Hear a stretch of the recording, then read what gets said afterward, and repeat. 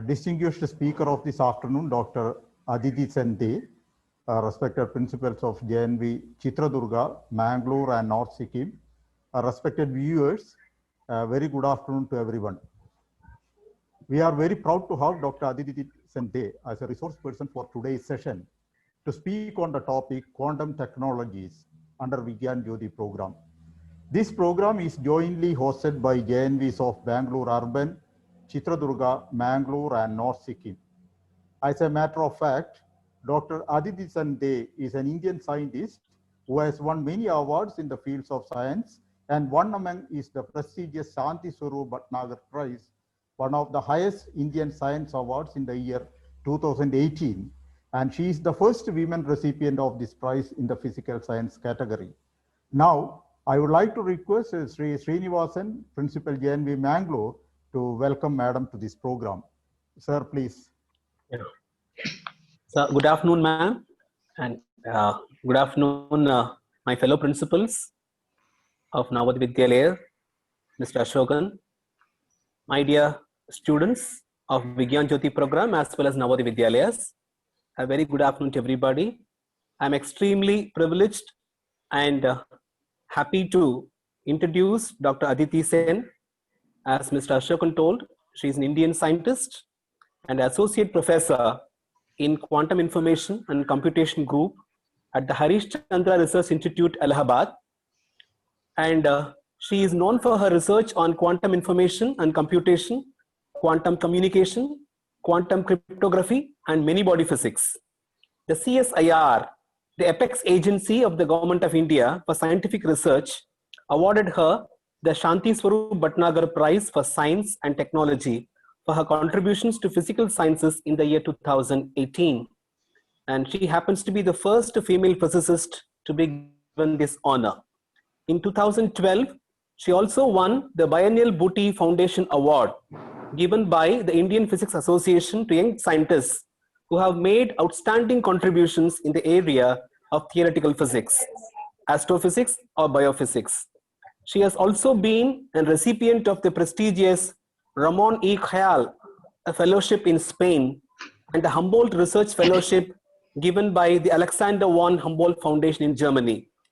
She has around 30 international papers to her credit and celebrated personality. We are very, very happy to have Dr. ADITI SEN to address the Vigyan Jyoti children and Navodaya children and staff. I'm extremely delighted to have you, ma'am. Over to Aditi, ma'am, with a lot of a cartload of welcome and greetings to you, ma'am. Over to you. Okay, thank you very much, and it's really a nice opportunity to speak with school children. As you know, I am associated with the Research Institute, and so we had some outreach programs. So where we want to tell students in a simple way the physics and mathematics. So I really, when I got these invitations, I was really happy that I will get an opportunity to speak with students in schools and try to tell that what are the research areas that I actually work on, and it's really challenging to tell what we are working here, and so I always really feel, I mean, this has also, I have some interest to tell in simple language the research area that we are doing here. So maybe now I shared the screen. Yeah, yes, madam. Please. Yeah, so can you see my screen? Yeah, it's visible, madam. Okay. It's visible. Okay, thank you. Okay, so I will be talking about technologies, and as at least has been mentioned already, that I work on quantum technologies. Okay, so there is something that I cannot change my, yeah, it's now good. Okay.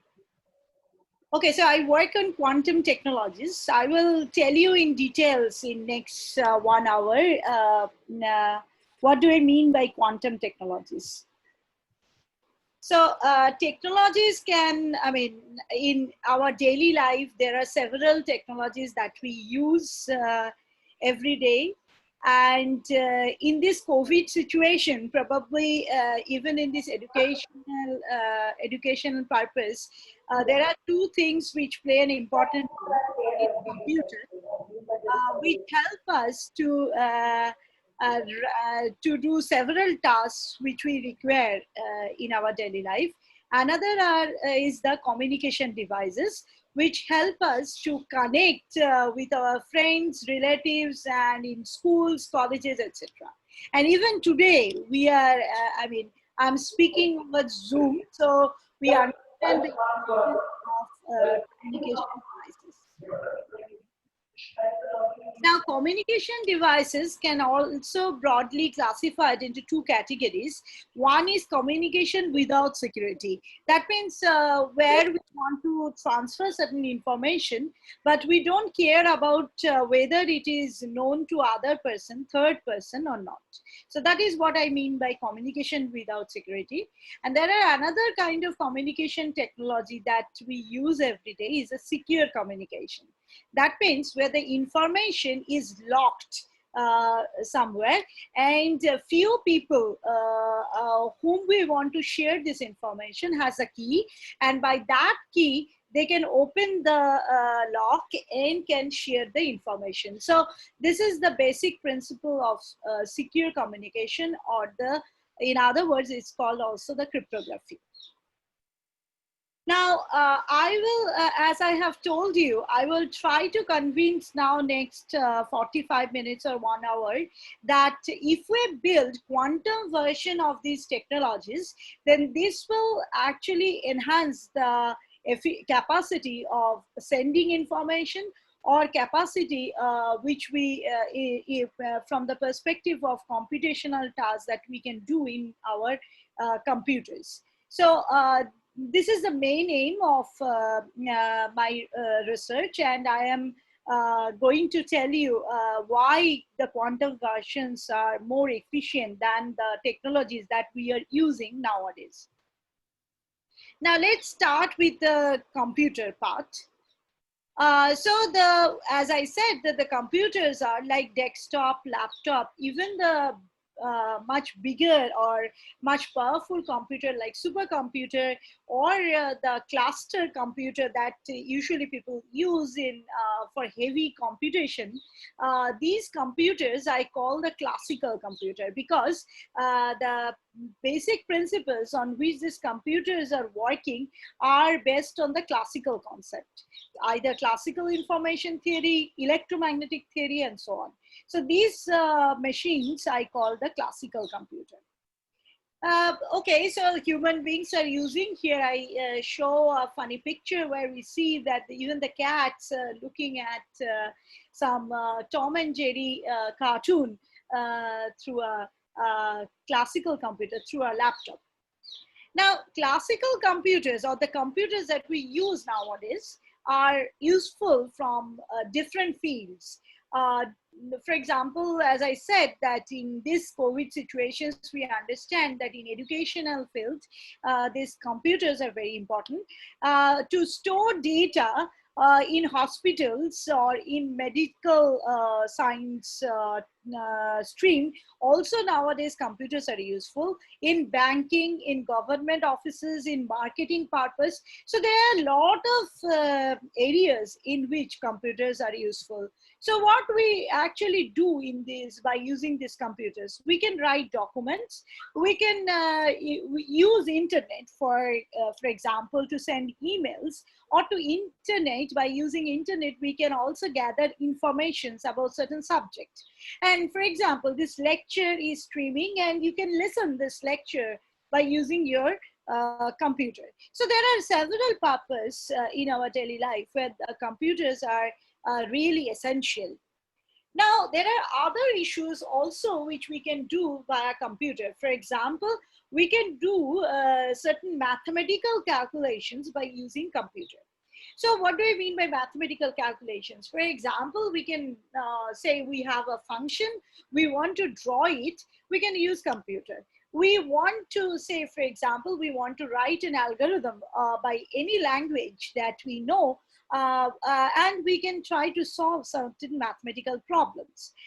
It can be simple or it can be difficult, but people can try to write certain, say, for example, I talk about function plotting, but you can suppose you want to solve polynomial equation, and you can write a program how to solve the polynomial equations by using a computer. So before I talk about some mathematical problem that classical computer can solve, I will talk about few specific problems. Before that, let's talk that what are the basic unit that classical computer uses. So the basic unit that classical computer uses bit. That is one of zeros or one. So any input that I give in a classical computer can be written in terms of zeros and ones.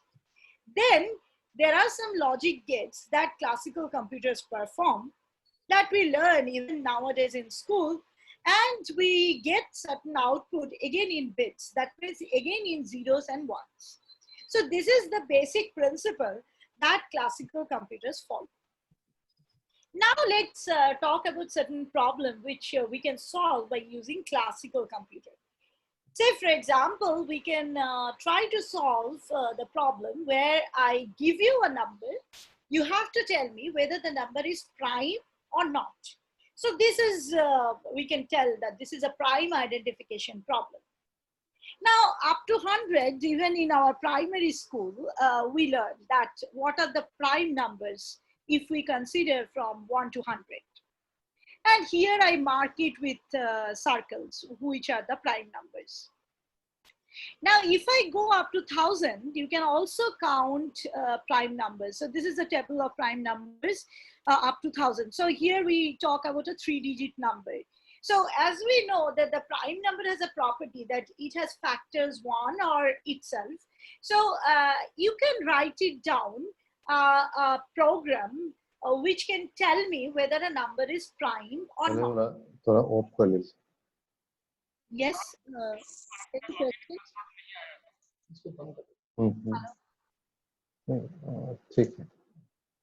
Okay, so now let us consider that, okay, up to now I talk about a 3-digit number. Let's consider that I give you a 10-digit number. Okay, so here I put a 10-digit number where the last digit is a odd number.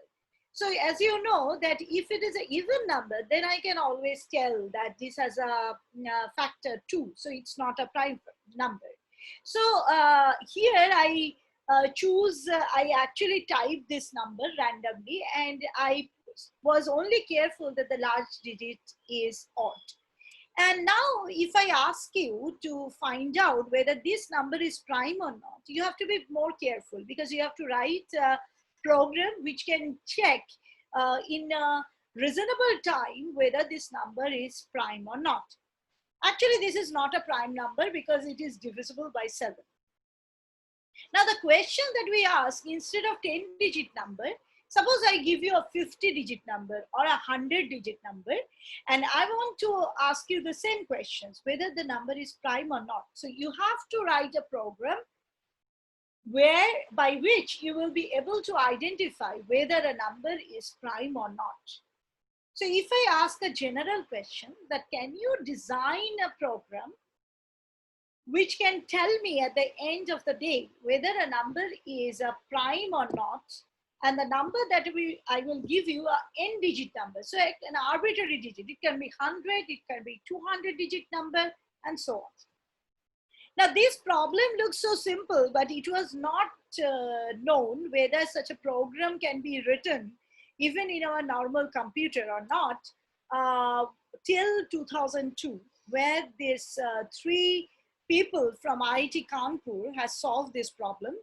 They show that they proposed an algorithm where they show that any given number, they can check whether this number is prime or composite within a polynomial time. That means within a time which is reasonable, you can say, if you don't want to go in a more technical term. So more reasonable time, like if I give you a number within say a day or two or a week, I will get the answer. Now these are the three people who solved this. So this is a nice scenario where we know that prime identification problem can be solved in our normal computer, say desktop, laptop.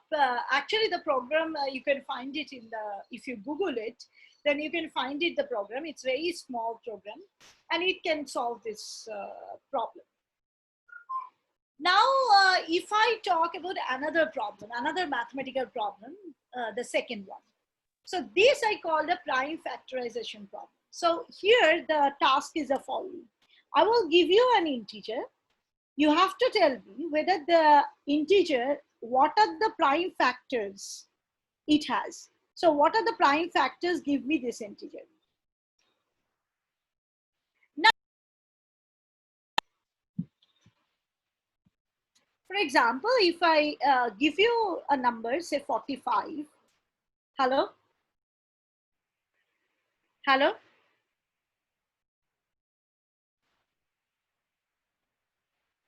Hello? Hello, can you hear me? Yeah, we can hear you, ma'am. We can hear you. Okay, okay. I thought that the connection was lost. No, no, no. Okay. Oh, very much okay. Okay, thank you, thank you. Yeah. Sorry.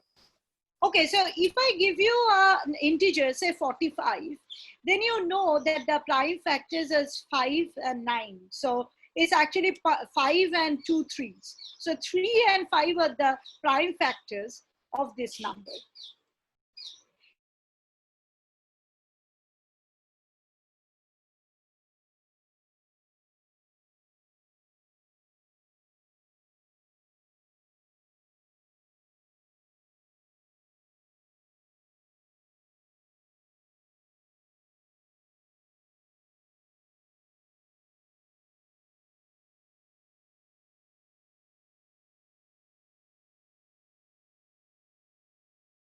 Integer, and I want to write down a program so that I will get the prime factors of all of the integers.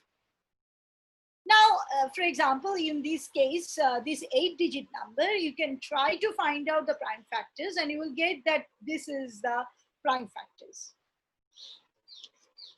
So, as I said, that if I make 8 digits to 80 digits or 100 digits, then whether we will be able to design a computer program or able to design a program which can be solved in a reasonable time by using even a very powerful computer which are available in the world. 9 digits.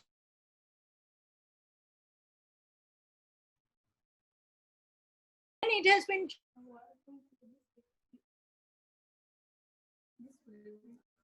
station.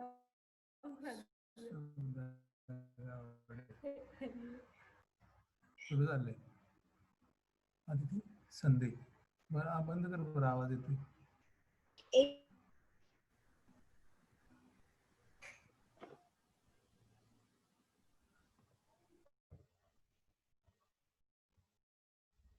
18 participant साथ आहेत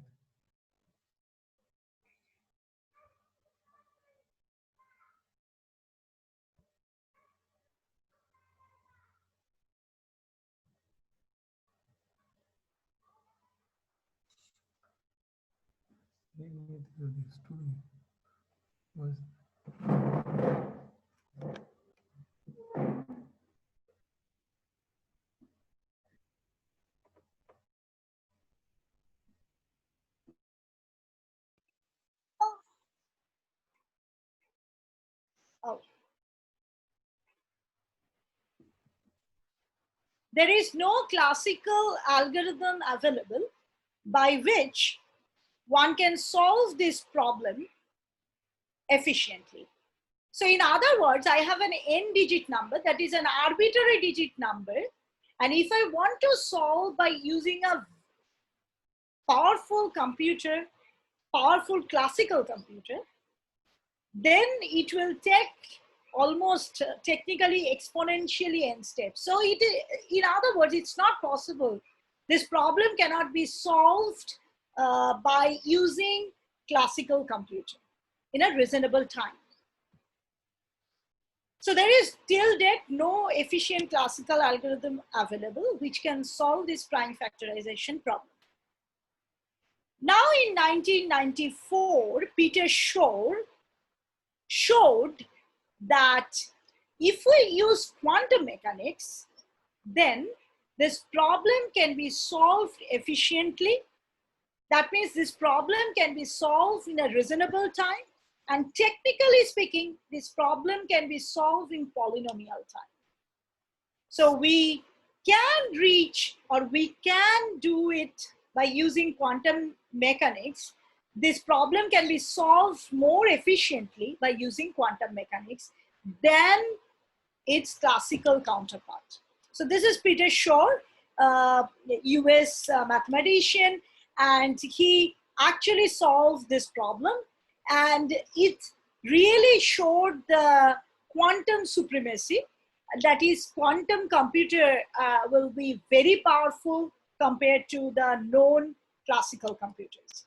There are many algorithms over the times developed, like there are Grover's algorithm, Deutsch-Schurz algorithm. In all these algorithms, it was shown that the quantum mechanics helps to reduce steps, or the efficiencies of these algorithms can be enhanced, or the task can be better, task can be performed in a better way by using quantum mechanics. Now, since I'm talking about quantum mechanics, so I briefly tell you something which are, quantum mechanics is a vast subject, but I will tell you some interesting property which actually help to show, or to which help us to understand why quantum computer is better than the classical computer. So the quantum mechanics, quantum physics describe so if I talk about the Newtonian mechanics, or the classical mechanics, or the electromagnetic theory, this theory describes the motion of a macroscopic particles. On the other hand, quantum physics describes the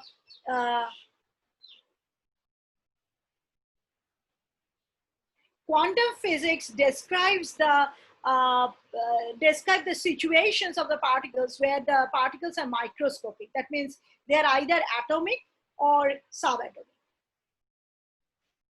Now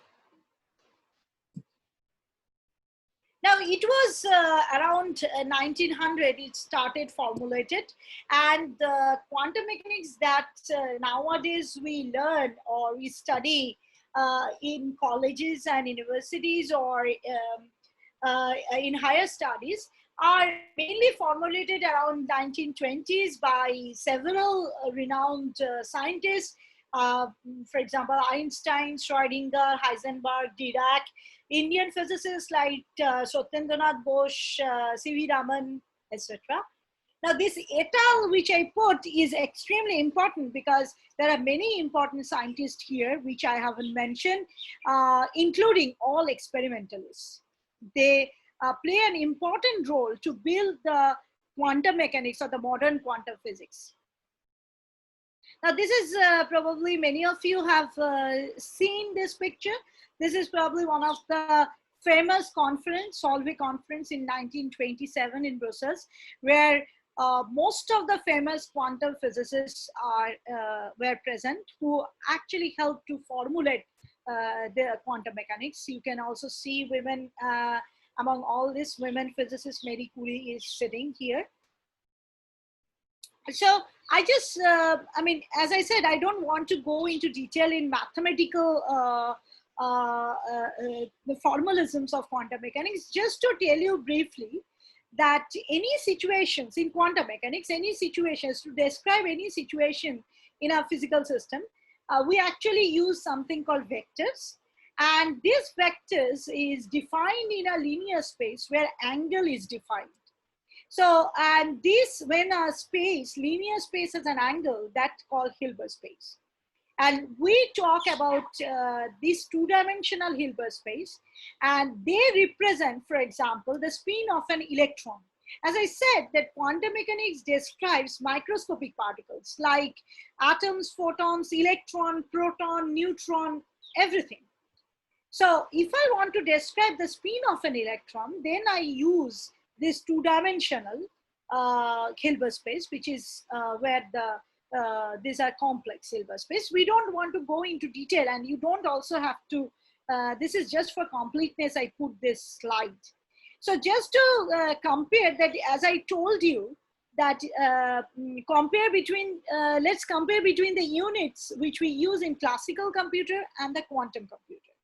So in a classical computer, the basic unit is bit, as I have told you, that is, it's between zeros and one.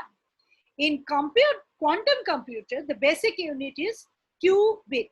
So this is quantum bit. What is quantum bit? It's actually a two-dimensional quantum state. Now, okay, since I haven't told you what is quantum state, just to give you an analogy. So if you have a sphere, like a ball, then if you consider the points on the surface of the sphere, these all points actually describe this qubit. So there are infinite number of points in the surface of the sphere, in the surface of the ball, and this actually describes, if I want to describe it in quantum mechanics, they are the two-dimensional quantum states, and they are the qubits. Now, there is another important thing that plays an important role to build quantum computer or any quantum technology is the superposition principle. So what is that? In nature, we see there is a cat which is alive, or we see that the cat is dead. But quantum mechanics tells us that there can be a quantum state which can be consider a situation which can be tell us that this state is in alive plus dead. So that means there will be a scenario where something like that, the superimpose the picture that I am showing. So there exists in quantum mechanics, there exist states which can be alive or which can be dead, but at the same time there can be a state which is alive plus dead. And this we cannot see in classical world or classical concepts, classical mechanics, or in electromagnetic theory. Now, this is actually the success of Schrod's algorithm, the superposition principle. So just to stress that the success of this prime factorization or the prime factorization problem can be solved by using quantum mechanics is due to the fact that there is a superposition principle in quantum physics. Now the next question, okay, up to now, whatever I have told you is mainly the theoretical work. The Peter Shor has shown theoretically that quantum computer can be powerful. It can solve certain problem which cannot be solved till date by using classical computer. Whatever, I mean, classical computer can be as powerful as possible. Even then you cannot solve it. Now this is, whether this is just a theoretical prediction, it is no, it is not.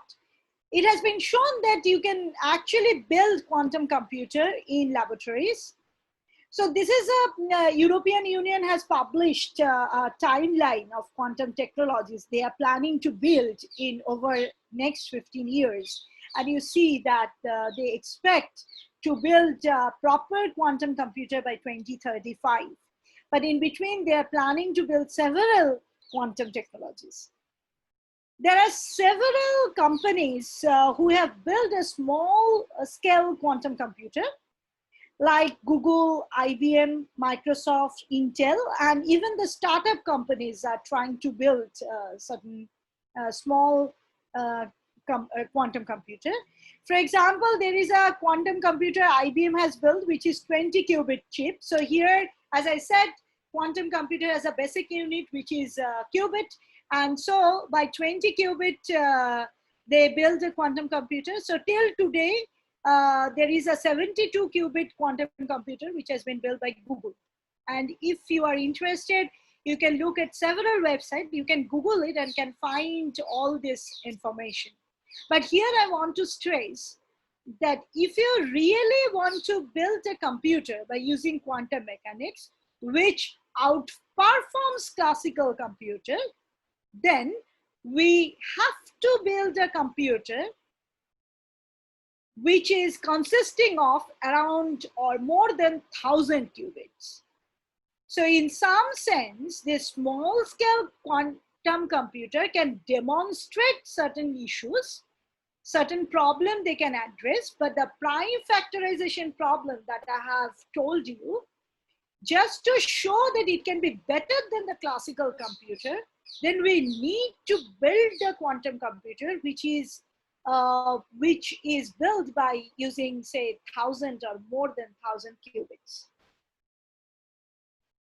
Now here I just want to stress one thing, that if we build a lantern, or if we build a very good, say, candle, now this making a very good or powerful lantern or candle doesn't lead to a electric bulb or LED bulb.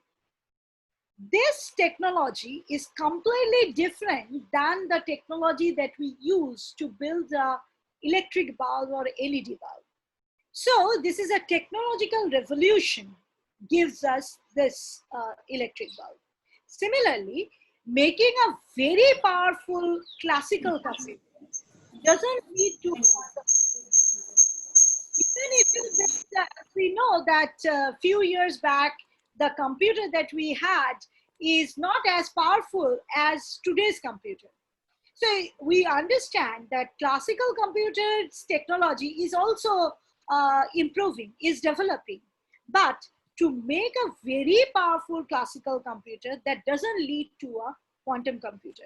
It has to be built from a different, using a different principle, using a different, this is quantum physics.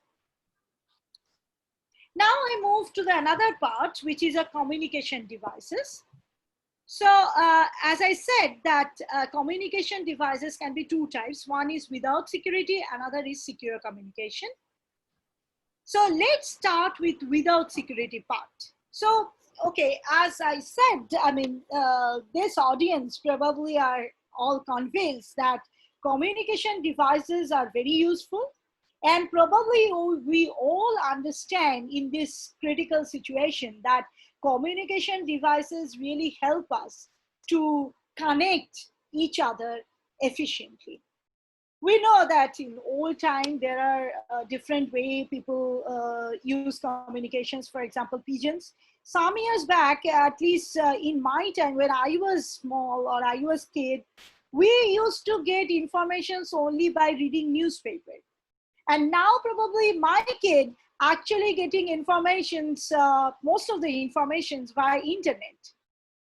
So there is also a kind of technological jump that we see. So this you can see that probably the old machines and now people use different machines. We use notebook to write our notes. Now people use iPad or mobile, or they record it in mobile or in laptop, their lectures. So to tell you about communication, so any communication device involve at least two parties. One I call Alice, another is Bob. Now, Alice and Bob are situated in two distant locations where there is a distance. Say, for example, Alice is in Bangalore and Bob is in Allahabad. So they are now not close by where they can just talk each other. So they have to build a device to communicate. So I call Alice to be a sender and Bob to be a receiver. This can be Alia or Barun. So as I said, in old time, you can think about two kings are sending information from one kingdom to another. There are nowadays via mobile phone or land phone, you can connect. So in this communication process, always sender wants to send some information from her place to the receiver's place. Now, how you actually, how the communication protocol are built. So usually Alice encodes certain information. Suppose Alice wants to send that something like Hyderabad. So what Alice can do? So Alice can send Hyderabad as it is, or Alice can, instead of sending Hyderabad, Alice can send this. Now this is not a random alphabet. You look, I made it that H is now encoded as K. So it's a 3-step in our 3-step forward in alphabet. So Alice encodes these informations in these alphabets. Alice sends nowadays via optical fiber. Previously by some horse rider, maybe getting these informations and going to the receiver. And now Bob, the receiver, gets the information and decodes this information. So if it is written Hyderabad as it is, then immediately he gets the information. If it is written like that, then Bob has to decode it and gets the information that Alice wants to send. So there are kind of 3 processes or 3 steps that one has to follow if we talk about any communication protocol. One is encoding, another is sending, and third is a decoding. Now, since we are talking about quantum technologies, now this information sending that Alice wants to send some information to Bob can be of 2 types. Either Alice wants to send some classical informations, which means that anything, as I said, that informations can be transferred to bits, or it can be a quantum information. That means it can be certain quantum state that Alice wants to send to Bob. This quantum state can be qubit that I have already talked about. So let's talk about certain thing which we call quantum state transfer. So this is another quantum communication or communication technology that the classical concepts cannot give that efficiency, as I will describe, and it will be clearer when I go to the end. And this protocol is known as quantum teleportation. It was discovered in 1993 by 6 scientists. Now, as I said, the task is to send an arbitrary quantum state, that is an arbitrary qubit, from sender to a receiver. Now, as I said, that the qubit, you can think of an arbitrary point in a sphere. Now, to describe an arbitrary point in a sphere, because surface of the sphere has infinite number of points.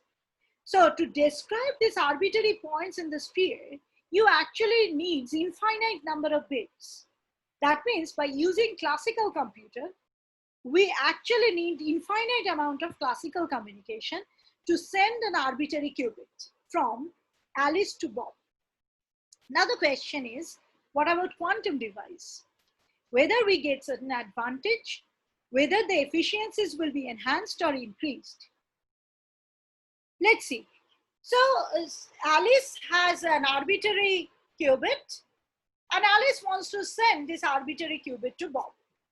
Okay, you can tell me that, okay, I put this arbitrary qubit in a box and then I courier it or I post it, and Bob will get it because Bob will open and get the quantum state.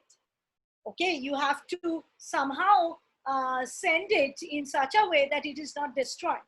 But this is always true in our also for classical, say I want to send a letter to my friend, then I want to put the letter in such a way that it is not destroyed, or it is not destroyed, say in rain or something. So I have to put this quantum state in an envelope in such a way that Bob gets the state as it is. But this sending physically, that is by using courier or post, is not, suppose it is not allowed. I want to do by using like a bit or something.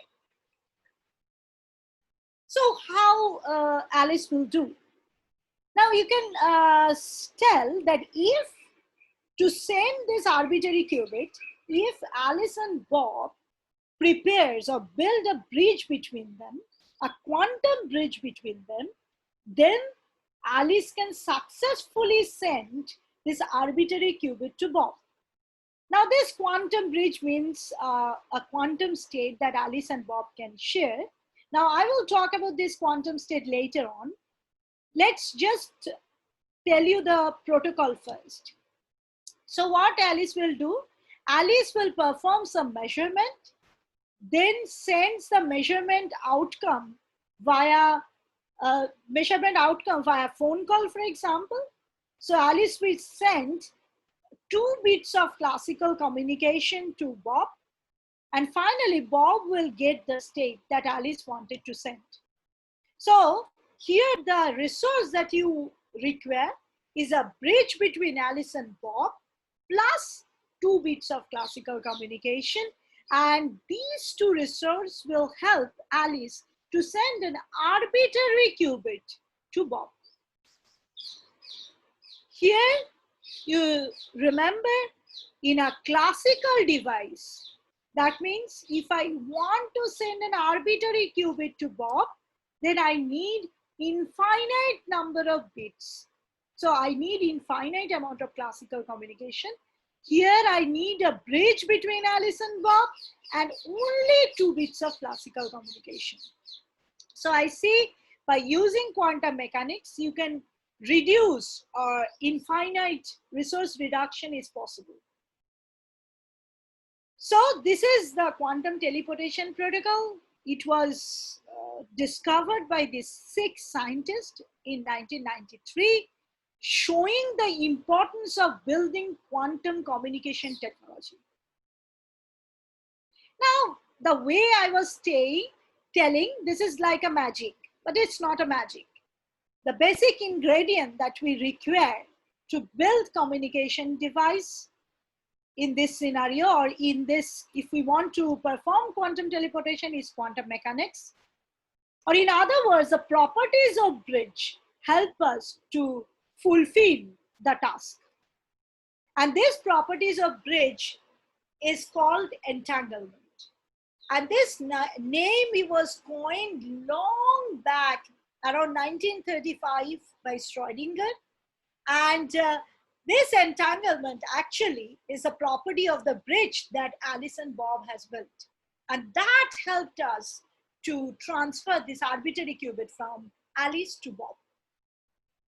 Now, this theory was developed very nicely over last 30 years or so. We have also written a chapter of a book and a review article where we showed, we discussed several properties.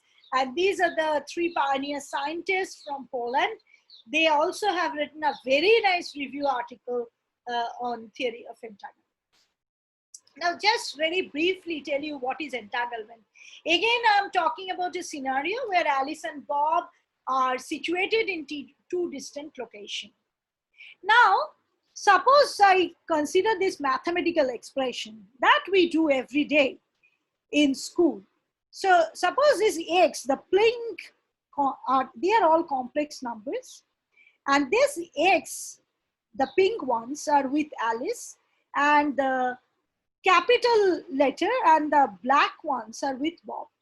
And you see that you can write this variable in this way, the factored form. And these are the unentangled states or the useless states. That means if the bridge is unentangled, then the task that I have described is not possible to perform successfully.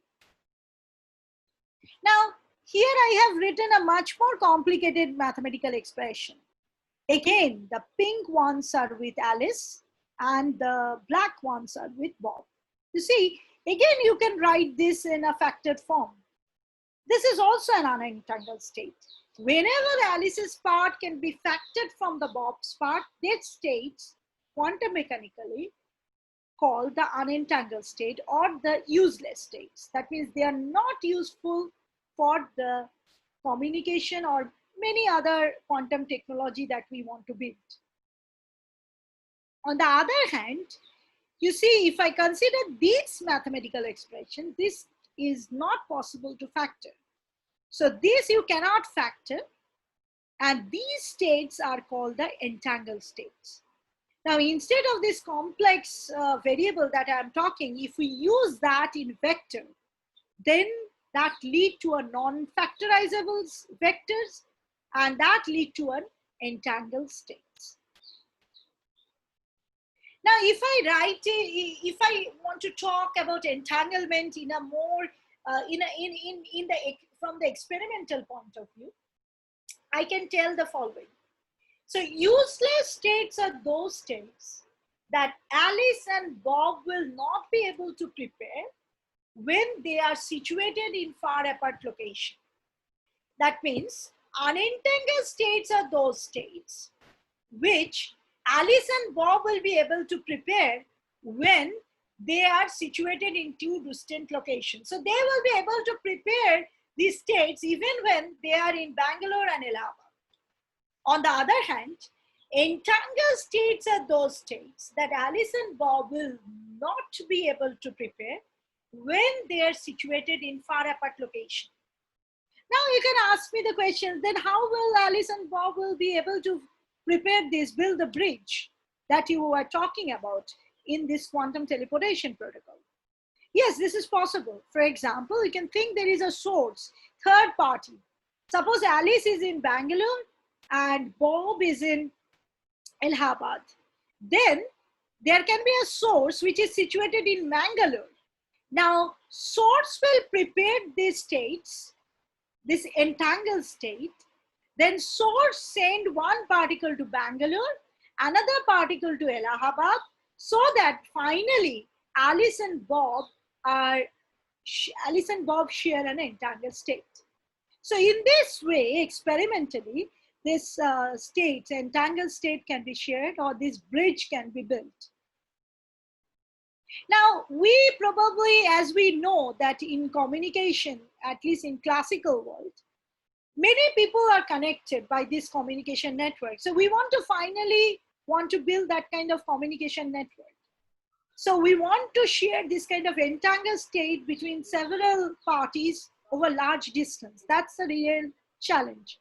And actually I work on this aspect. So I work how to build a communication network in any, if we really want to, where many people will be connected via quantum states, via quantum entangled states.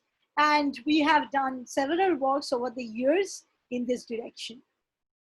Now again, the question is whether this is just a theory that I'm talking about. It's not, because communication devices are very, actually it got a lot of success over the years by using several quantum mechanical systems.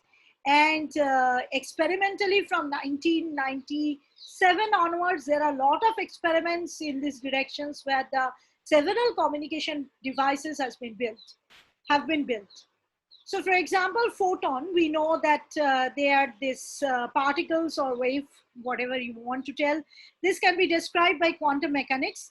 And if we want to talk about certain property of photon, say for example, polarization is one of the property that photon has. If we use that, one can prepare this bridge, that is, one can prepare this entangled state, and hence they can actually implement the quantum teleportation protocol that I have described. For example, in few years back, quantum teleportation protocol was demonstrated between two islands which are nearby. So this is Spain and this is the Africa. There are two islands called La Palma and Tenerife, and they built, this is 143 kilometers away, and they built a bridge between that quantum bridge that I have talked about, and they performed quantum teleportations over this distance. So in some sense, just to tell you that they can perform quantum teleportation between, say, Varanasi and Allahabad, but in 2016, it was not possible to perform teleportation between Bangalore and Hyderabad, because it's around 500 kilometers away. But recently it was shown that a Chinese group has demonstrated the quantum communication protocols between two cities which are 1200 kilometers away. This is J.W. Pan who led this experiment, and this actually tells us that there can be a teleportation protocol, for example, between Ahmedabad and Hyderabad, between Bangalore and Hyderabad, and so on. So in 2020, it becomes a reality that in a long distance, quantum teleportation protocols can be implemented. There are other physical systems where also this quantum communication devices can be built. One is ion trap. There are ultra-cold atoms in optical lattice where these lattices are created by laser. There are nuclear magnetic resonance, some molecules which actually can display quantum property, and you can implement quantum protocols there. There are semiconductor devices, and probably one of the promising one nowadays is the superconducting qubits, where the currents, which way the currents are going, that actually help us to build the qubit or the quantum computer or quantum communication devices. So finding a good physical, means quantum mechanical systems where quantum computers can be built, or finding a good quantum mechanical system where quantum communications can be implemented, are an important question. And as I have told you that to the success of this communication protocol occurs due to the presence of the bridge between Alice and Bob. That means this bridge is, as I said, is an entangled state between Alice and Bob. So finding useful quantum systems where entangled states can be created are an important question. And I work in these directions with my students in recent times, and we have done some progress in this direction. We have also written 2 review papers where we address these questions. Now I think I have some time where I can very shortly talk about secure communication. This means that we talk about a quantum version of the secure communication. So what is secure communications? I want to, again, Alice want to transfer something Bob, but there is a eavesdropper in between. That is, there is a third party who wants to gather information that Alice is sending to Bob as much as possible. So eavesdropper aim is to maximize the information or to obtain the information maximally that Alice is sending to Bob. So up to now, this quantum state transfer or the protocols that I have described, there is no third party. But in communication, secure communication protocol, there is a third party who wants to gather the information about what Alice is sending to Bob. Now, secure communication probably is very useful. And again, this COVID-19 situation, we realize that because we use internet banking to transfer money to many people, to friends, relatives, we use all the marketing, everything, buying, everything we have done via internet and via Amazon, for example, where we either use internet banking or we use debit card. But this secure communication are also useful for national security. For example, in war, in ancient time, when the soldiers are at border and the commander is in some office, and commander wants to send some information to their soldier, of course, they want to send it in such a way that the opponent do not get the information. So they have to send it securely. We don't want war, but this is the way actually the national security has been developed.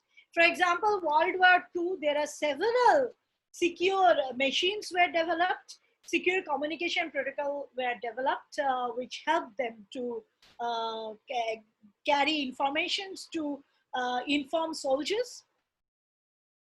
Now, all this internet banking to national security, all are kind of, I mean, we believe and we are, I mean, from our daily experience, we know that they are all very secure. Now, so why we want to build the quantum version of it? Now, the point that I want to make is the following. the classical crypto system, that means this internet banking or something, their security is based on the belief that some mathematical problems cannot be solved in classical computer in a reasonable time. For example, the prime factorization problem that I have described in the beginning of my talk, I have shown you that it cannot be solved by using even a powerful classical computer.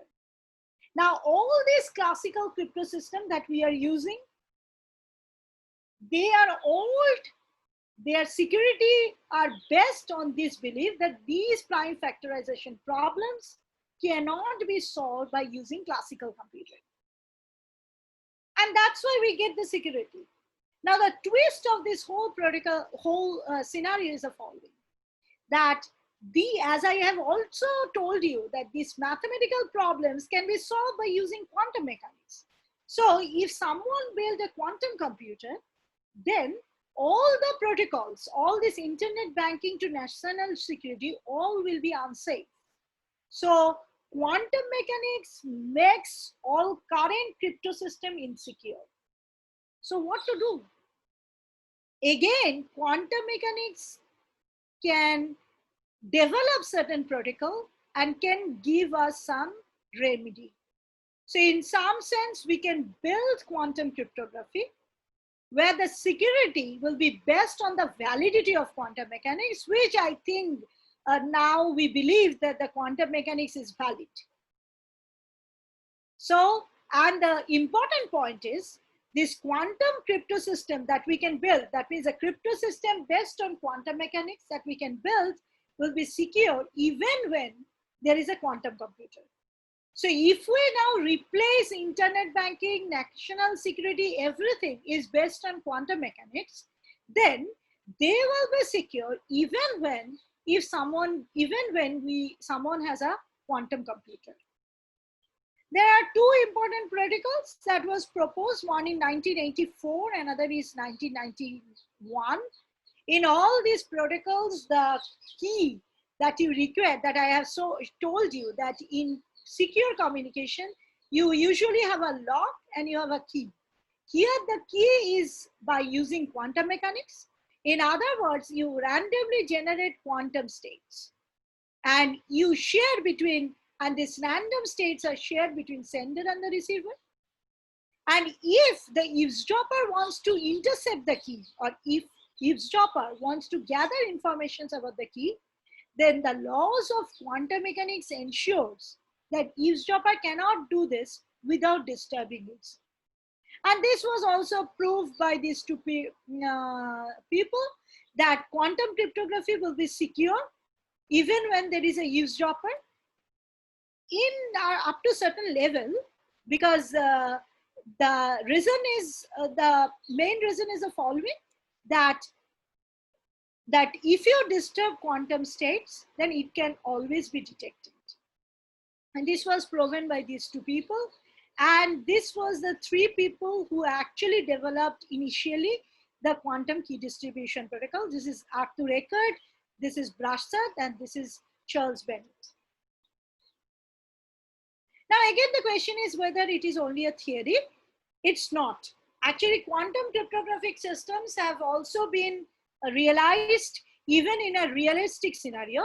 For example, there was a football World Cup in South Africa where they used quantum cryptography to securely sending data between between stadium and the some offsite joint operation center.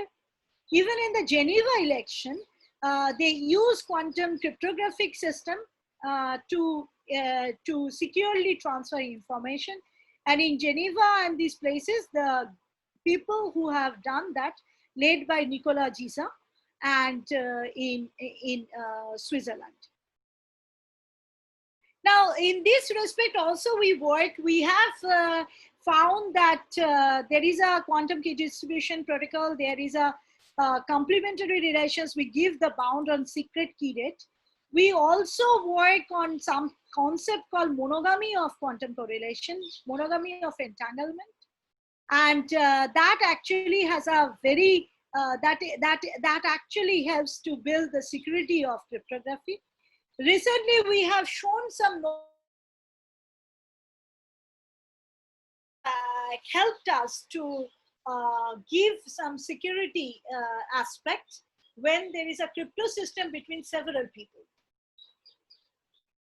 Okay, so I come to the end of my talk where I think you are convinced that we are leading or we are heading towards new technologies. So quantum mechanics can revolutionize computation and communication capabilities with and without security. So quantum cryptography is a reality. It can be found in even in 2018 or even before. I think they can be built. We are expecting to have quantum internet. That means quantum communication network, which connects several senders and receivers. You can communicate to any parties. And finally, probably we want to build a quantum computer which can outperform classical computers' capabilities. So I just want to show that this is the QIC group at Harishchandra Research Institute. There are some past members. There are some members which are now actually faculties in several Indian institutes. So currently we have 15 PhD students, 5 postdocs and 3 faculty members, and several visiting students. So any of the students who are interested to learn more about quantum computation, quantum technologies, please write to me, please email me, and I will be very happy if I get an opportunity to visit someday to these schools. So thank you very much for your attention. Thanks, ma'am. Now we will have some questions, ma'am. Satilingam? So should I stop sharing or? Yeah, okay, ma'am. You can please stop sharing. Okay. Madam, good afternoon, madam. Yes. Madam, it is a very difficult topic and you explained in a easy way to understand. And madam, this one, but the few experts are telling that even the family photos, our data should not be kept even in WhatsApp, this and all. In what way the quantum computer, it will can save us in future? It will be a future. That is the first one. The second one, is it in communication? You spoke, madam, in the communication. Is it possible to use the elementary particles for better quality? This is my second question, madam. Yeah. So the first question I answered that yes, it's true that if you use classical, so I said that the classical cryptography is secure in a sense that if there is no quantum computer, it cannot be hacked. But as you correctly pointed out, that the WhatsApp or in other internet email, many times we see hacking. And this is because that, you know, to build really a long key, which can give us the security, is very costly and very expensive. So usually the key that we use to secure our systems are usually not that big, which makes all the crypto system to be secure. And that is why we still, even without the presence of quantum computer, this can be hacked. But as long as the key is big, you do not repeat the key and so on, there are some conditions, then the classical crypto system that we are using is secure. Now the question is that suppose I make a very long key that I have talked, like 100-digit key or something, then really the crypto systems that we are using will be secure. But the 100-digit key generations will be very difficult, very expensive. Now, if we have a quantum computer, even the 100-digit key is not enough, because in principle, it can be broken by using quantum computers. So in that sense, so suppose from, as you know, that when we write down the password, usually it gives you the suggestion that your password will be 8 digit, has some special character, has some number, and so on. Now, these are the things that makes this key generation, or this makes the key more secure. Now, the point is that here you want to, but whatever security or whatever way you complicate your password, if really one has a quantum computer, you can actually break the key. So that's the principle wise it can be broken. So this is the first answer of your question. Now, the second question was the quantum, the particle that you were talking.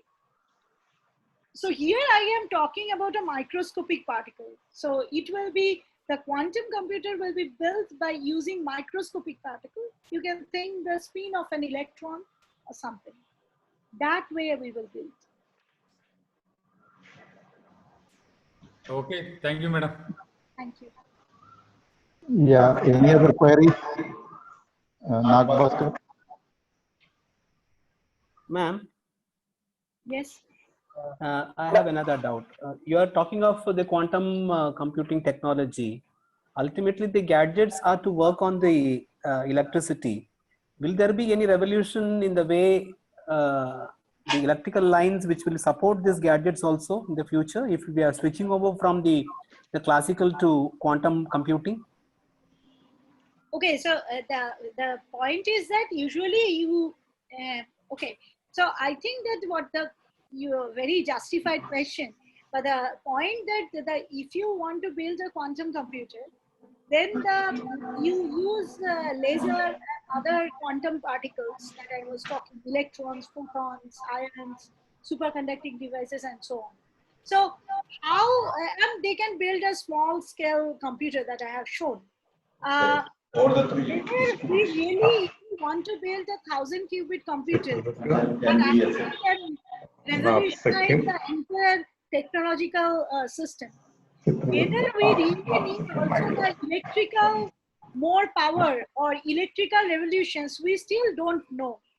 But up to now, whatever systems we can, whatever quantum experiments that we can do in our laboratory using only this thing, and also the data that we simulate in quantum computer or quantum thing, you can also, I mean, there can be a, you know, the quantum computer will also have a capability to do all the gates that you can do even in classical computer.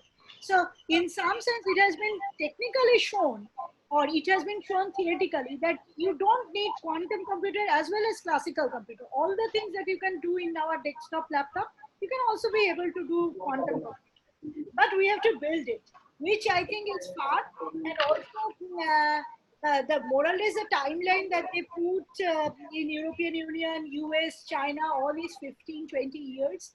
And as you know, that probably around 1970s, 60s, how big was our computer, Yes, and now yes. how small is our iPad, and even the mobile, the data that you can store is huge. So I think that this development will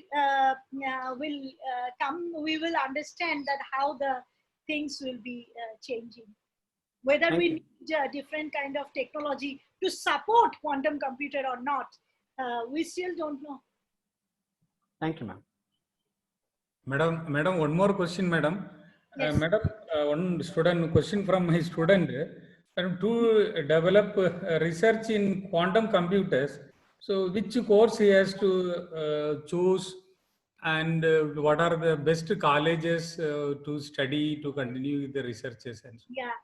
Okay, so now, you know, there are a lot of effort from DST and other Indian government. So there are there is an effort to build quantum technology group and so on. So probably you have heard that there is 8,000 crore has been invested for quantum technology and so on. So this is a government has declared, and Department of Science and Technology are now trying to make this work. So there will be a lot of development in coming years, in next 5 years. So there will be many institutes where the training program will start and so on. But I think that if you do bachelor's in any science stream like physics, mathematics, even computer science, electronics, you can always do this this quantum technology course. So we also need electronics. We also need different, for experimentalists, there are several other expertise are required. From theoretical perspective, yes, if you are a physics student, of course you can do both theory and experiment. And there are also mathematical aspects of this quantum technology mission. So that part also you can learn if you have a mathematics in your course. So I think these basic subjects can be learned in all the colleges in India, right? And so any colleges are good. And quantum computation, especially the subject can be taught in master's level and in PhD level in some institute. For example, Harish Chandra Research Institute, we have quantum information and computation 2 courses. One is QI, quantum information computation 1 and 2, which is a bit advanced level. So MSc students can take these courses. Even we have a summer school, and even during bachelor time, you can come in our institute and in many institutes in India as a summer students and can learn this subject. So there are many opportunities, and I believe that in next 5 years, there are more opportunities coming in India and in abroad. Already there are several institutes where several places this kind of training is going on. But in India, I think there are also many places where you can learn. And so I think that if you just go to a normal college where you learn basic science initially, quantum mechanics is one of the area that you usually learn, and that will be enough. Basic quantum mechanics will be enough to learn of quantum technologies. Thank you, madam. Really, we will motivate our children. Thank you. Yeah. Yeah, Srinivasan, sir. Yeah. Yeah, any other queries from No. participants? Yeah, okay. No? So I'll ask Prahlad to propose vote of thanks. Yeah, Prahlad, sir. Good evening, ma'am. Ma'am, like your talk was the most relevant topic, I feel. Because normally a layman is always on his tenterhooks when he is dealing with internet, particularly when he is dealing with his financial issues like internet banking, purchasing, and all those things. For a layman, really, you have opened a big ocean and a ray of hope for the future. Otherwise, particularly people like us and our children, most of them are in rural areas, still fond of using internet and all those things. I'm very sure without your talk today, they should have been still in the tension. Neither they could completely quit using internet, nor they should have confidently used it. Probably this quantum mechanics, particularly the way you have explained the classical quantum mechanics and the advanced version of quantum mechanics, really it has given a hope. More than the hope, they are confident now. If not today, at least in near future, their accounts, their dealings would be secured. And particularly what you said that with this quantum computing, eavesdroppers could be detected. That's more than enough, because our security system, our police personnel, also very strong. But people like you, with your researchers, when you are providing such a great technology to find out eavesdroppers, I think that's a big hope for the future world. A layman like me, really so happy, so happy. Your talk was really so refreshing for us. And madam, like on behalf of Navodaya Vidyalaya Samiti I'm conveying my candid gratitude because you have offered open invitation for our students who are interested to join this Harishchandra Research Institute for learning quantum mechanics, particularly in communication, for your generous offer and generous invitation on behalf of entire Navodaya Vidyalaya Samiti. I'm really thankful to you, ma'am, and hope your patronage, your association with schools like Navodaya Vidyalaya really we require. Hope in the days to come, you would be giving more and more lectures, and we would be very happy to have such wonderful topics from very scholarly people like you, ma'am. At the same time, I would like to convey my candid gratitudes to JNV Chitradurga, JNV North Sikkim, and JNV Mangalore for their continuous cooperation to have these talks of eminent persons like Dr. ADITI SEN and other people. And I'm also very much thankful for Navodaya Vidyalaya Samiti Hyderabad region and Navodaya Vidyalaya Samiti headquarters Noida for constant support. Ma'am, certainly your it's not an exaggeration. It's really a big ocean of knowledge you have opened up. Otherwise, really, we should have been in darkness.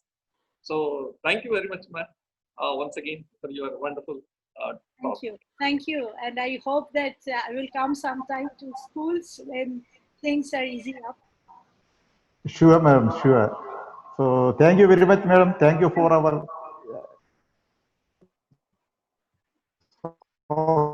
Okay, madam. Okay, so I stop. I leave. Thank you very much. Thank you. Bye-bye.